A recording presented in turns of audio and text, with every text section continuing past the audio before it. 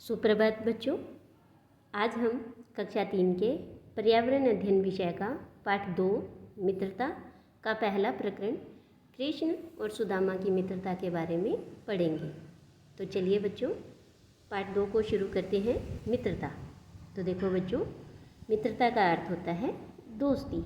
ऐसे व्यक्ति जो हमारे सुख दुख में काम आते हैं, हमारी सहायता करते हैं, उसे हम मित्र कहते हैं, यानी उन्हें हम दोस्त कहते हैं, जिसे अंग्रेजी भाषा में हम फ्रेंड भी कहते हैं। तो इस पाठ में हम कुछ ऐसे ही व्यक्तियों की मित्रता के बारे में जानेंगे। तो सबसे पहले हम पढ़ेंगे श्री कृष्ण के बारे में। आपने श्री कृष्ण का नाम सुना है? हाँ, जिन्हें हम श्री कृष्ण भगवान कहते हैं, वही। तो श्री कृष्ण भगवान हैं वो। उनके जन्म के उपलक्ष्य में हर वर्ष जन्माष्टमी पर्व भी मनाया जाता है। आपको याद होगा कि जैसे हम जन्माष्टमी वाले दिन मंदिर में जाते हैं, झांकी देखते हैं वहाँ, है ना। तो ऐसे ही प्रतिवर्ष आपके विद्यालय में जन्माष्टमी पर्व मनाया जाता है। पुराने समय में आज की तरह विद्यालय नहीं थे। उस समय आश्रम होते थे। सभी बच्चे अपने परिवार से दूर आश्रम में रहकर ही अपने गुरु से शिक्षा प्राप्त करते थे।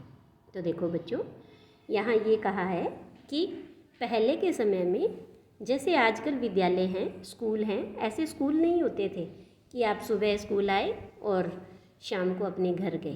पहले क्या थे, आश्रम होते थे और बच्चे अपने परिवार से दूर वहीं रहते थे। पूरा दिन और रात वहीं रुकते थे और अपने गुरु से वो शिक्षा प्राप्त करते थे। तो ऐसे ही एक गुरु थे, गुरु संदीपनी, और एक उनका आश्रम था। तो गुरु संदीपनी के आश्रम में अन्य बच्चों के साथ श्री कृष्ण और सुदामा भी पढ़ते थे। दोनों में अच्छी मित्रता थी। वे साथ साथ मिलजुल कर खाते, घूमते, पढ़ते और आश्रम के काम भी करते थे। तो देखिए बच्चों, यहाँ पर आपको एक चित्र दिखाई दे रहा है जिसमें ये हैं श्री कृष्ण भगवान, जो कि मथुरा के राजकुमार थे और जो बाद में द्वारिका गए और वहाँ जाकर वहाँ के राजा बने। और ये उनके बचपन के मित्र हैं सुदामा, जो कि एक गरीब ब्राह्मण थे। तो इस तरह से उन्होंने गुरु संदीपनी के आश्रम में अपनी शिक्षा पूरी होने के बाद दोनों अपने अपने घर चले गए। श्री कृष्ण मथुरा के राजकुमार थे और बाद में द्वारिका जाने के बाद द्वारिकाधीश कहलाए। तो द्वारिकाधीश से मतलब है कि द्वारिका के राजा, इसीलिए वो द्वारिकाधीश कहलाए। सुदामा अपने गांव में ही साधारण जीवन यापन कर रहे थे। उनकी आर्थिक स्थिति ठीक नहीं थी। तो देखो बच्चों, आर्थिक स्थिति का मतलब होता है कि उस व्यक्ति के पास कितना धन है, कितने रुपए पैसे हैं, उसका घर कैसा है।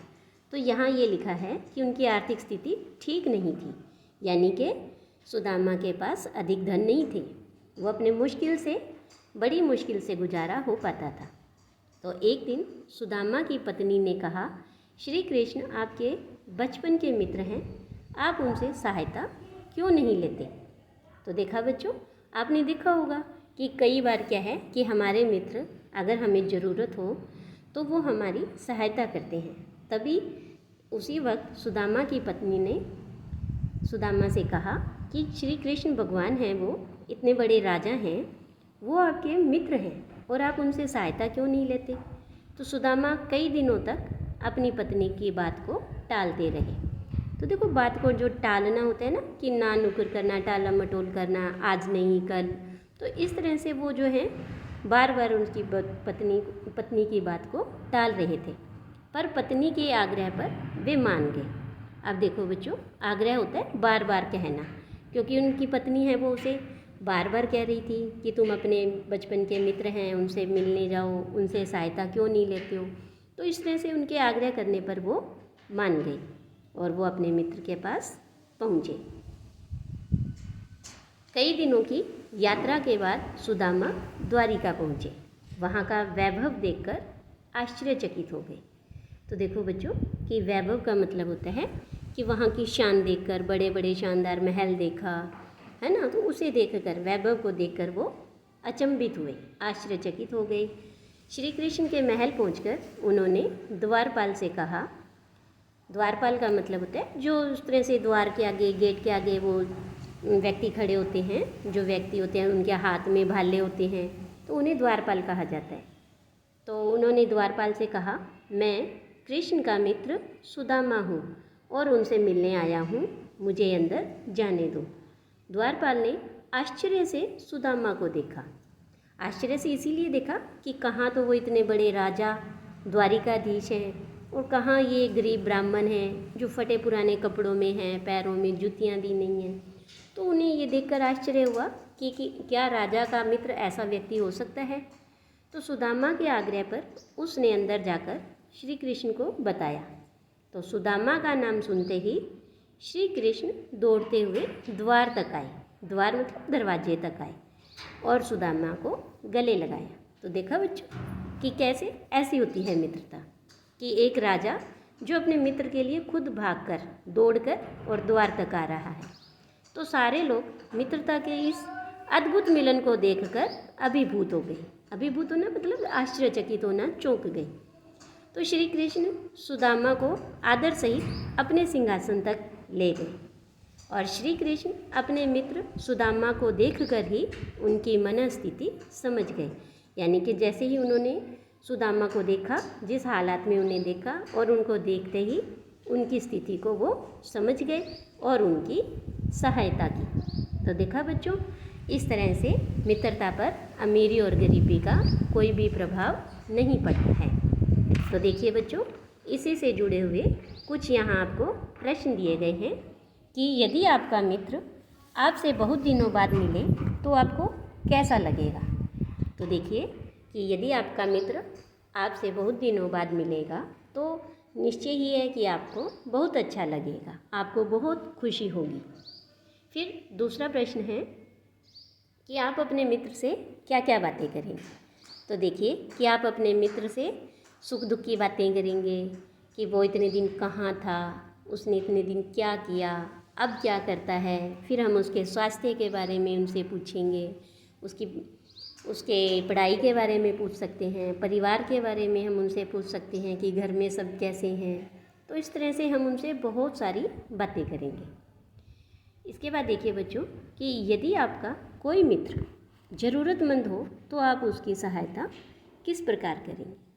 तो देखिए कि सबसे पहले तो क्या है कि आप उससे ये पता करेंगे कि उसे किस प्रकार की सहायता चाहिए।